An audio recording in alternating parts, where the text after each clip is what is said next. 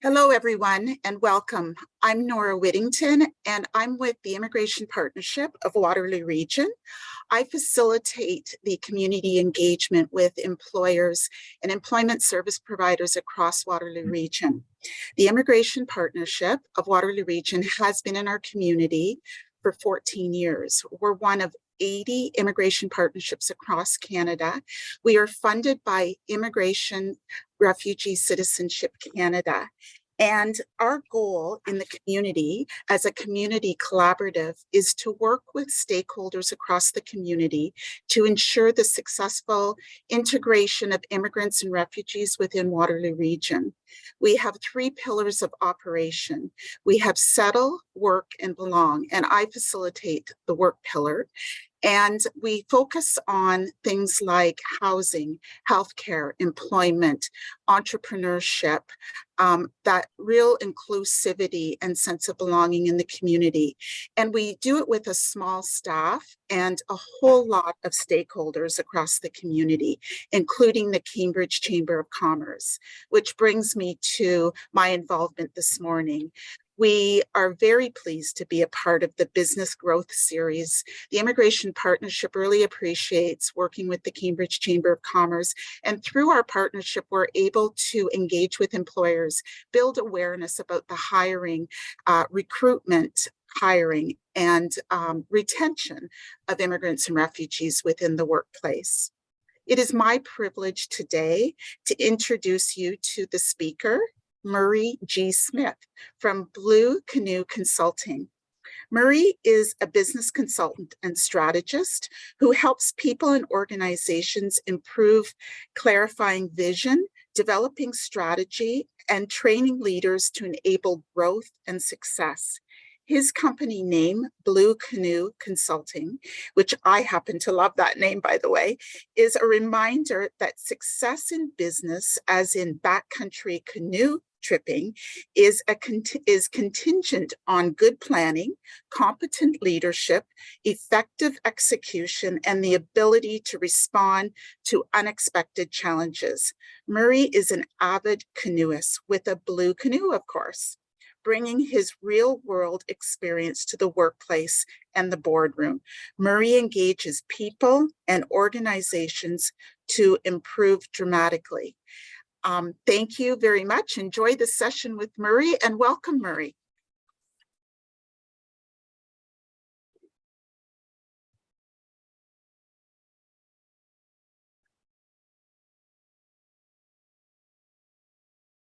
Hey, thank you, Nora. Pleased to be here with everyone. The subject of our discussion today is called client-focused selling, and I think it's important for us to understand when we're in sales situations, it's not about us, the salespeople, it's about the client. And when we ask questions like, what does the client expect from me? And what do I expect from the client? It allows us to build better relationships with better outcomes. Now, I'm going to just share my screen, and we'll go through that awkward moment of screen sharing. And then we'll come back to the discussion. Okay, and occasionally my video tends to flash. And so I will back out. I don't know why this happens. It only happens on Zoom. It doesn't happen on the other platforms. So here we go. I'll do a bit of a presentation with you and write down questions if you have them. Be happy to do a Q&A at the end of our session. Now, when we think about sales, and here's a question for you. How did you find yourself in a sales career? If you're like me, it was by accident. Most people I know of did not plan to be salespeople. When I was a kid, I was going to be a police officer. That was, romantic notions of what it meant to be a police officer. Specifically, I was going to be a RCMP officer because I thought the hats were cool. But at high school career days, very few people, I think, put up their hand to say, yes, I'm going to be a sales professional, unless perhaps if mom or dad are already sales professionals, we have that example. Most of us kind of fall into it.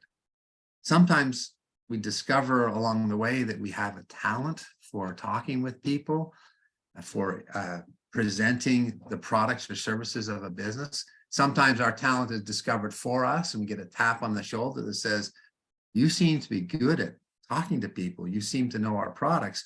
We need a salesperson. Are you interested? And that's how we end up in it.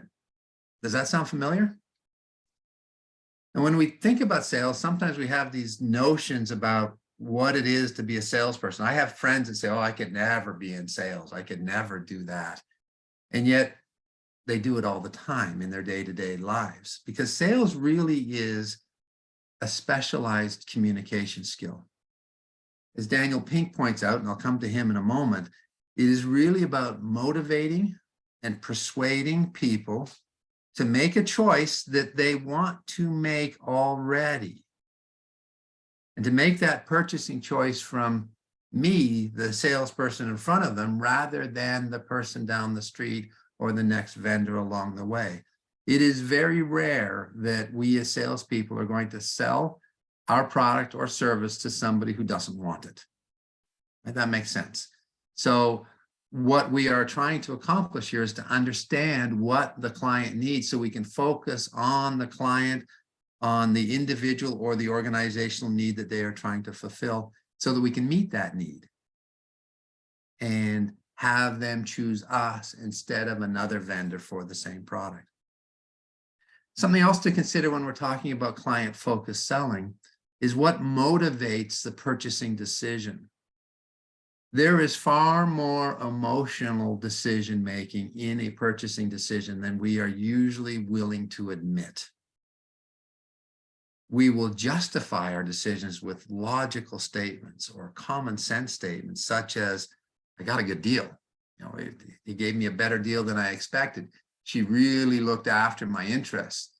And then we carry on and say, we like the quality or the value or some other reason for why we will justify the fact that we made this purchasing decision. Then these logic statements usually mask sometimes very hidden or invisible emotional motivators.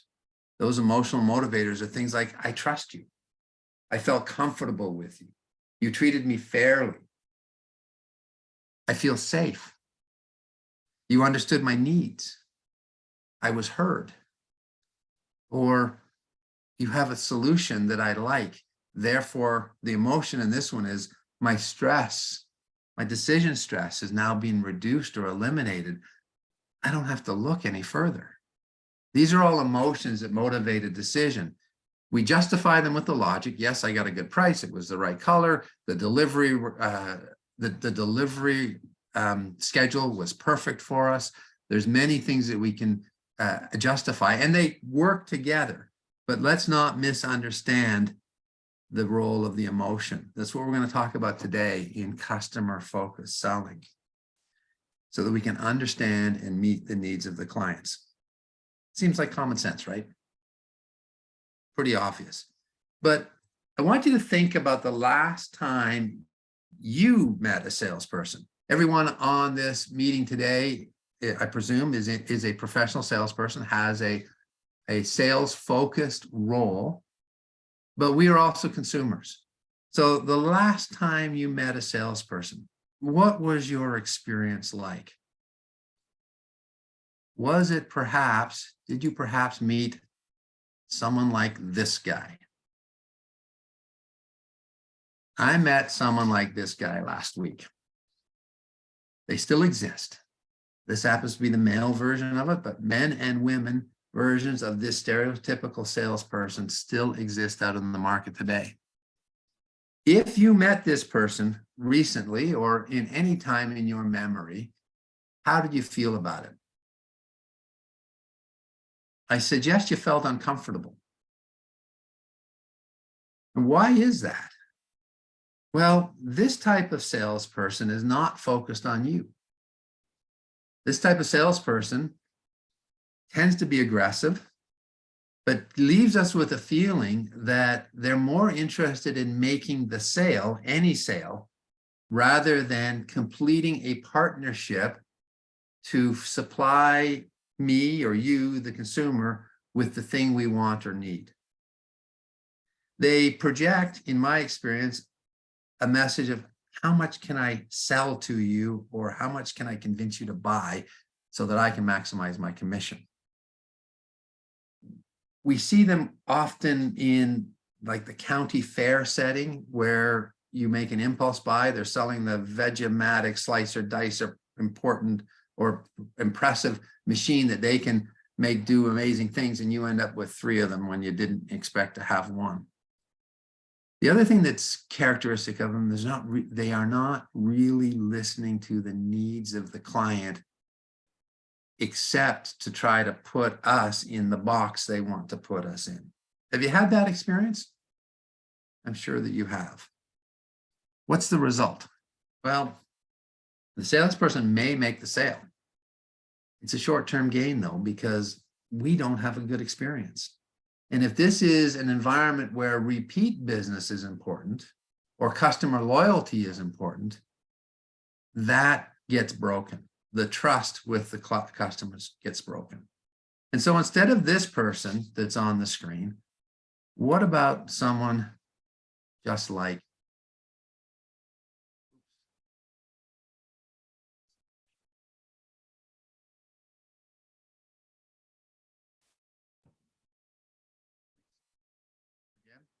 apologize for this technical difficulty.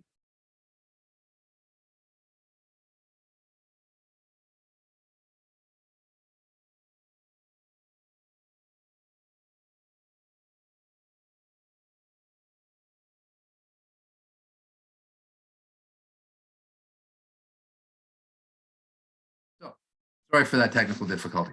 Someone just like you. If you are in sales, I'm going to stop my video because it's not behaving properly. Again, apologize for that technical difficulty. You are in sales as someone just like you. You are attentive, I hope, to your client's needs. You're patient with them. And you ask specific questions to understand their needs. I was at a trade show not too long ago, stopped by a booth, and I was curious about what the offering was. And so I asked. And instead of trying to figure out what it is that I wanted or needed, the person just jumped immediately into telling me everything that was great about their company and their product. Now, I was just curious. The individual had not taken any time to figure out whether I was a customer or what specific offerings I might be interested in. So we need to ask questions to understand.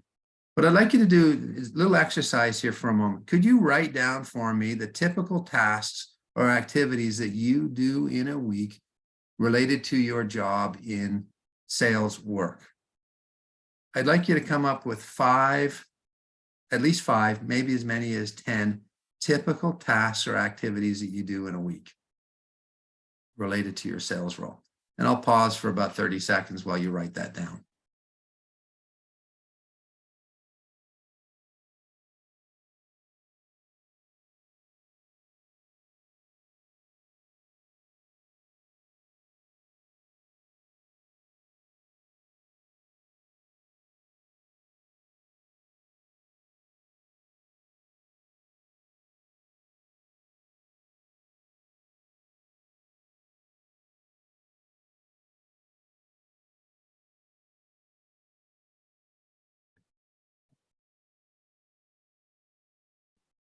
Okay, now that you have a list of things, keep writing if you're not finished that list, but have a look at what you've written down. And I'd like you to circle things that fit sales definition, the traditional definition of sales, and underline things that fit more closely to a customer service definition of things.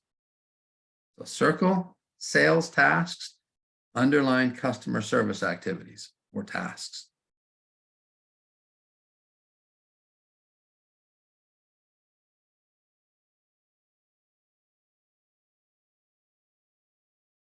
And as you do this, I hope you'll see that while some things may fall more clearly into one of these circles or another, a lot of them overlap.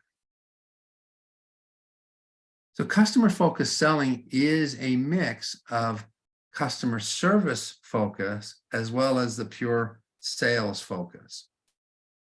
And probably all of you have had both roles in the past where one is more dominant than the other. But when we're talking about customer focused selling, we are talking about that sweet spot in the middle where both of them overlap. This is where we use our talent to motivate our clients along that client engagement pathway. That's from the initial contact, however that starts, whether it's a cold call, a customer coming into the store, a web inquiry, or some other way of making that initial contact, through the relationship development, the fulfillment of the order, and then the repeat customer. Now, this is important because, as Daniel Pink points out in his book, To Sell is Human, The Surprising Truth About Motivating Others, sales is a big part of the employment landscape in Canada and in industrialized and developed countries around the world. About 1 in 9 people in advanced economies like Canada work directly in sales jobs, things that we would typically identify as a sales job, whether that's retail or industrial, in services, but this is customer focused, selling a product or a service. And that's probably most everyone on this webinar today. But what's interesting in the research that he presents is that 40% of the, on average, of all work in almost all jobs involves some kind of selling skills. So think about that. Nearly half of the work that most people do involves selling. Now, remember I said that many people say to me, and perhaps they've said to you, oh, I could never be a salesperson. Well, 40% of the time they are. And this is skills like motivating, persuading, presenting, making the case. As parents, we do it all the time with our children. We have to persuade them to do their homework. We motivate them to get ready for bed. If you get ready for bed quickly, if they're young, you get ready for bed, I'll read you a story. That's a quid pro quo sales arrangement with them. And so we do it all of the time. This is what Pink calls non-sales selling. And in other words, it's presenting our case and persuading others to join. Sales professionals understand that while we have a defined sales role, and there are some things that we do that our clients expect of us and identify as sales activity, a significant part of what we do in customer focused selling falls into the category of what Daniel Pink calls non-sales selling. This is before we open the kit, before we bring out the formal presentation, before we show the samples or give the tour. Those are sales activities. Before those sales activities, we are still selling or still preparing the ground for success as a salesperson. When we ask ourselves this question, these two questions, what are the client expectations of me and of my company? And what are my expectations as a salesperson of my client? It allows us to refocus our activity and to concentrate our efforts on fulfilling these two expectations, or at least the role we have in fulfilling those expectations, so that we have a better outcome.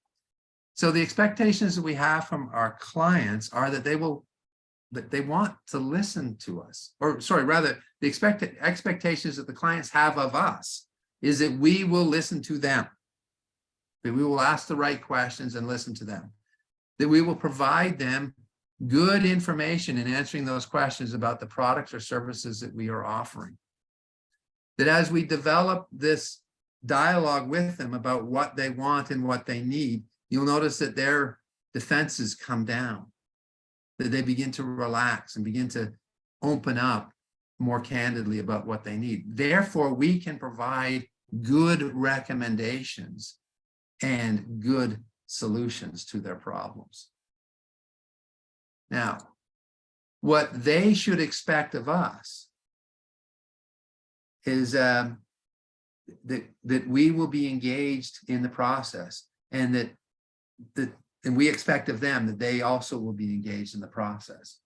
They should expect that we will seek information about their needs. We want them to be interested in the recommendations and solutions, and we want them to make a decision.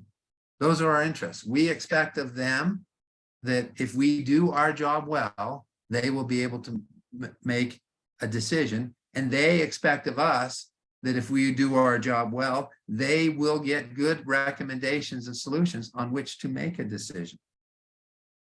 So how do we do that? How do we get to these win-win decisions or win-win sales outcomes? We do it through the sales process. Now, if you've read books on selling, you've probably read about steps in the sales process, and depending on the author, there will be more steps or fewer steps. In this case, I'm going to suggest 5. We all know when we're in sales that as soon as we meet a customer, the sale has begun. But the customer doesn't necessarily recognize a sale is happening until step number 3, when we are presenting product or service ideas. Step number 1 is the introduction. How are you? Welcome to my store. I'm responding to your email. However that introduction occurs, and that's where we begin to build a relationship with people. We begin to make a friend with them. We begin to lay the groundwork for trust. Step 2 is the critical step, which I'll come back to in a moment. That's discovery and information gathering, asking the questions to learn from the client. Step 3, once we've done step 2, then we've gathered information and we know what they're interested in, so we can present the right recommendations and solutions, and we do that in our formal presentation. This is what the client expects from us. They expect the formal presentation. Then we close, ask for the order, and do whatever we do to solidify the sale. Talk about warranties, delivery schedules, anything else, options that are available, or anything else that kind of fills out the picture for the individuals. Customer-focused salespeople understand that the purchase decision from the client is more emotional than they recognize. And the emotion is discovered in step 2. This is our discovering information gathering. When I look back at sales that didn't go the way I expected them to, usually the problem is in step 2, that I did not spend enough time with the client understanding their needs, and especially getting to understand their emotional drivers. Our clients want solutions to problems. That is logical, but the solutions need to resolve their emotional states too. That could be stress, it could be pride. Maybe they want something bigger or better than the neighbor or the person next door, the person that works with them. Maybe there's hope that we have a solution because they're in despair. Maybe there's a deadline that they have to hit, and we're going to relieve the stress of that deadline. Maybe there's fear. All of these are emotions, there could be more, that affect their ability to make decisions. And to the greater degree that we address those emotional drivers, we are going to have more success. So to get there, we need to spend the time in step 2. When we spend the time discovering and gathering information and asking questions, we create an envelope of safety for our clients to fully engage with them and to turn from being clients or customers into partners with you in the solution making and conclusion process. In other words, of getting the sales. And if we discover the problems and the emotions behind them and present the right solutions, then we have made the sale. In fact, when I was a new salesperson, I thought I had to concentrate on number 4, how to close the sale. But my trainers and coaches helped me to understand that the closing becomes so much easier when step 2 is done correctly. So here are some questions you might want to ask. These are thematic questions. So you want to ask questions about what is wanted and what is needed to get a clear understanding of the desire of what is wanted and what is needed. Sometimes they're the same and sometimes they're different. So the person may want something here, but they don't need that much offering. they need something here. They may have a budget limitation. That's question number 4. When is it needed? What's the time frame? Is it urgent, or is there a long delivery time that they need or want? Are you talking to a decision maker? If you are not talking to a decision maker, you're probably not going to get the sale. You'll spend all the time developing the relationship with the wrong person, and they'll just then present, well, I talked to Susan and we can have this with these options and it'll cost X. And so they're making a decision now on price rather than on solutions. Are there particular decision-making criteria that you need to face? Decision criteria about maybe locally sourced, green initiatives. What kind of, is it recyclable parts?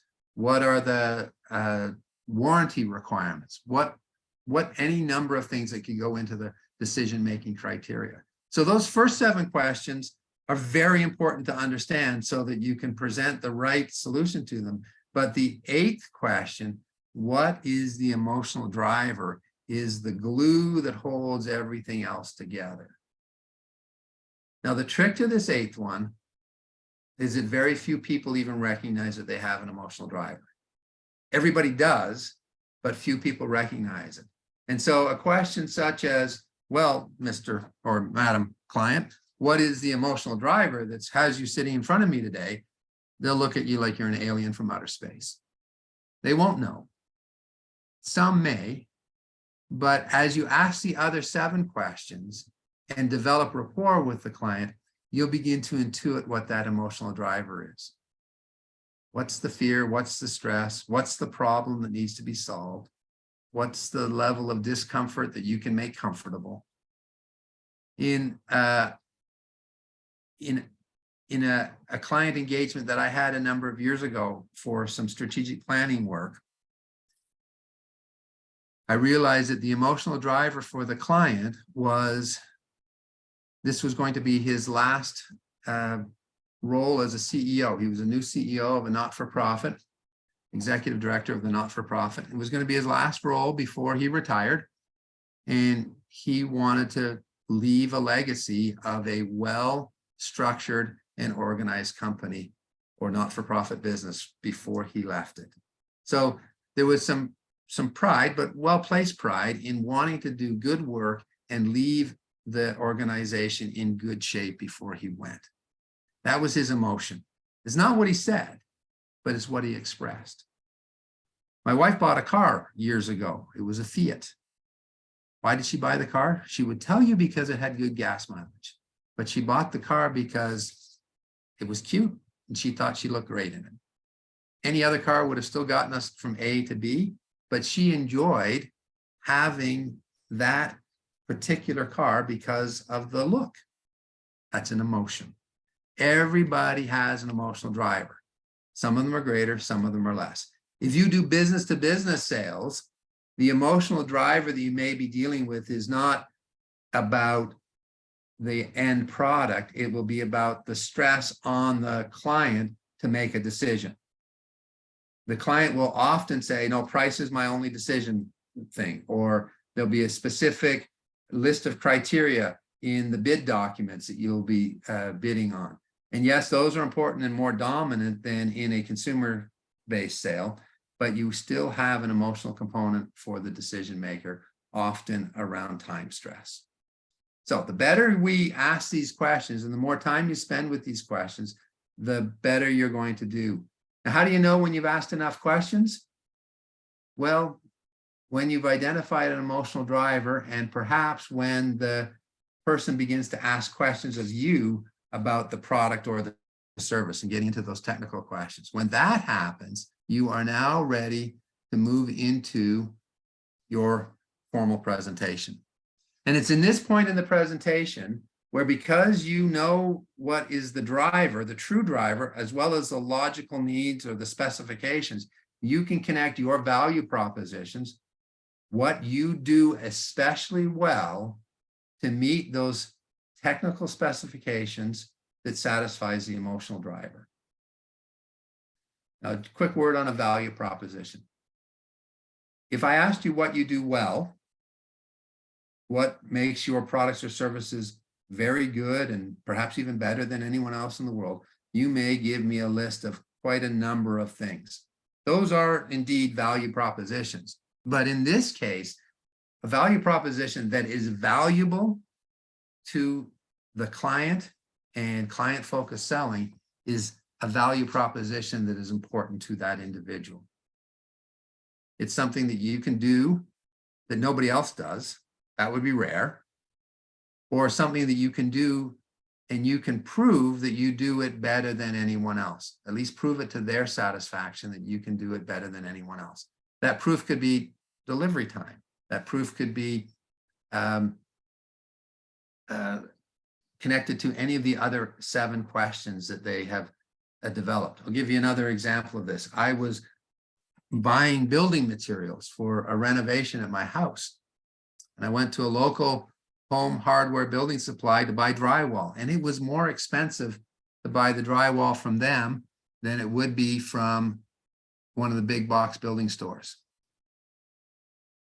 Rather than panicking on the price, the man asked me when I wanted it. Well, this afternoon, if I could get it. And he said, sure, we can deliver that to you this afternoon. That was a significant value proposition for me to be able to get that product right away. And so he made the sale, even though it was going to cost me a little bit more. My emotional need to have it now allowed me to make the decision to make that purchase. So those are you connect your value propositions to their emotional drivers in your presentation, and then you pay attention to the buying signals.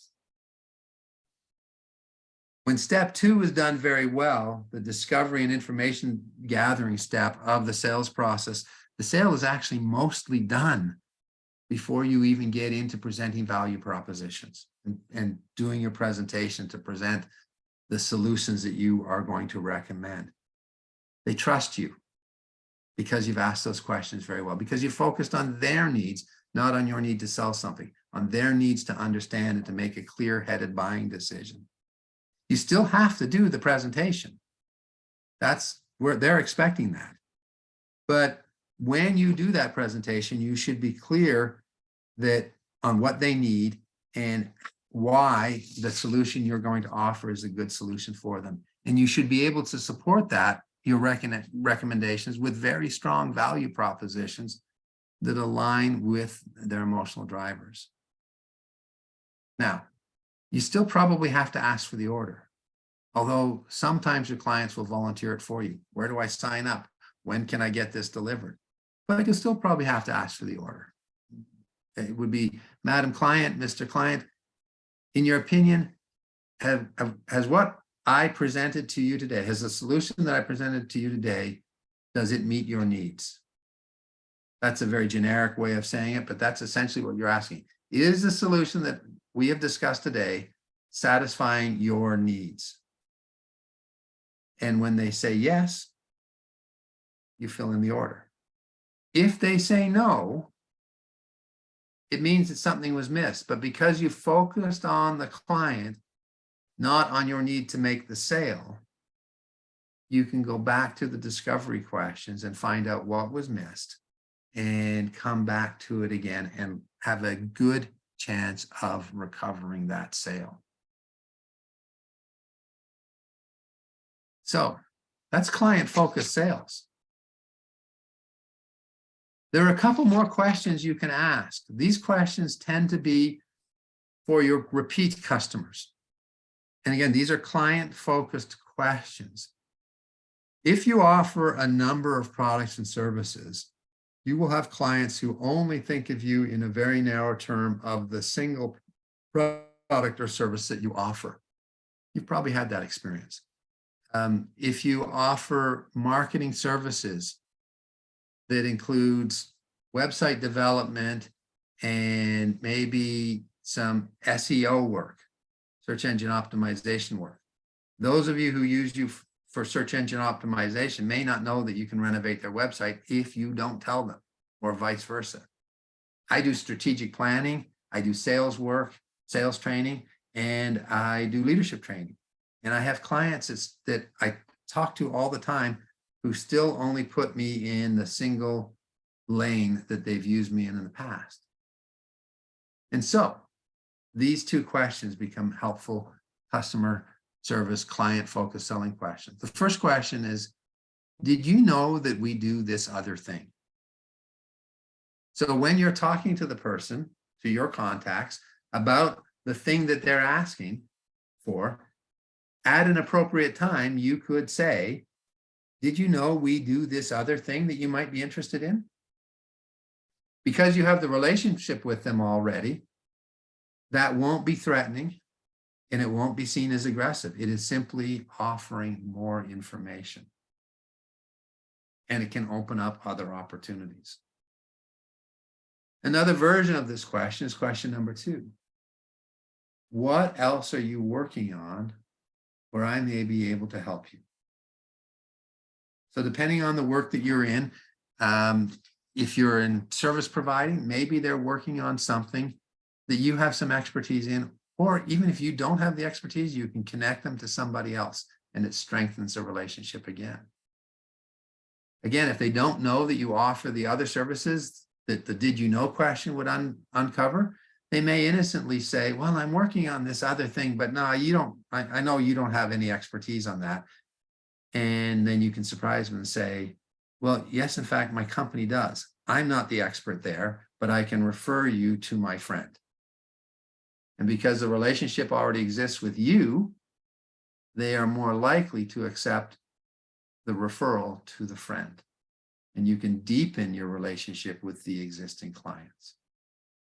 Again, this is client focused. You're focusing on their needs. Did you know we do this? And usually you're going to present something that you know that they need. And what else are you working on? How can I help you? This is what people want. We meet their emotional drivers when we ask, how can I help you? If they're stressed on something and they have a good relationship with you and they trust you and feel safe, they're likely to tell you.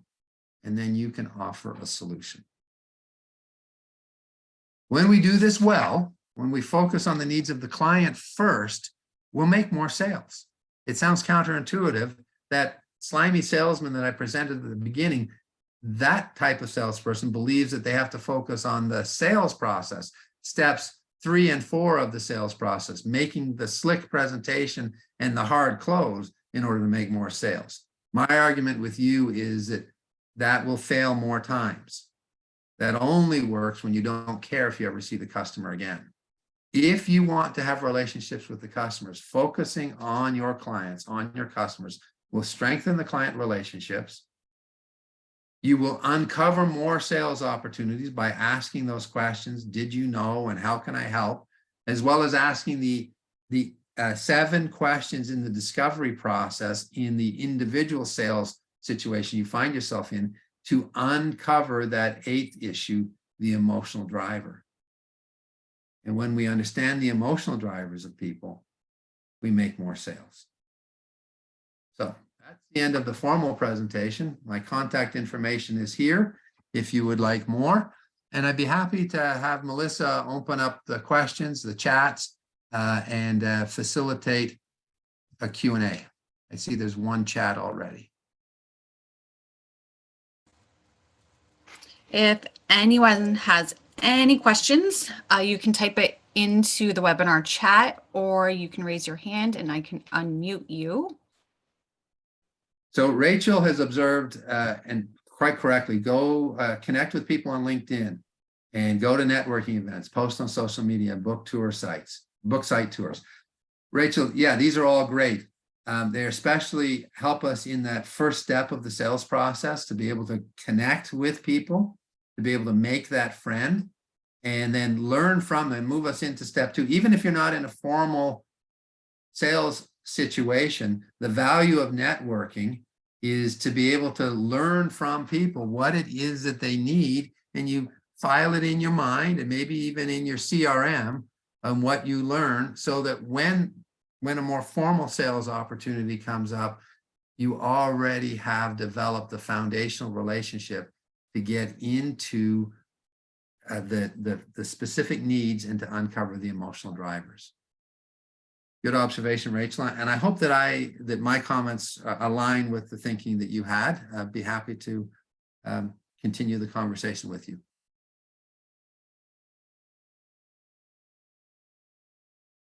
Marie, it doesn't look like anyone has any questions at this time.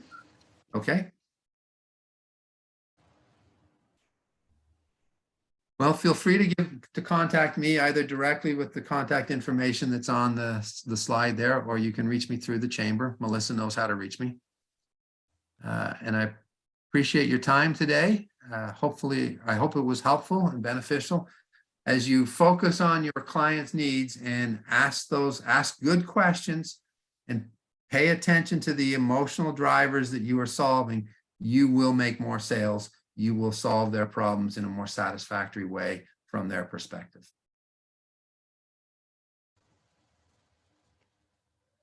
So thanks, everyone. Thanks, Marie. Thanks, everyone, for joining us this morning. Have a good day. Bye.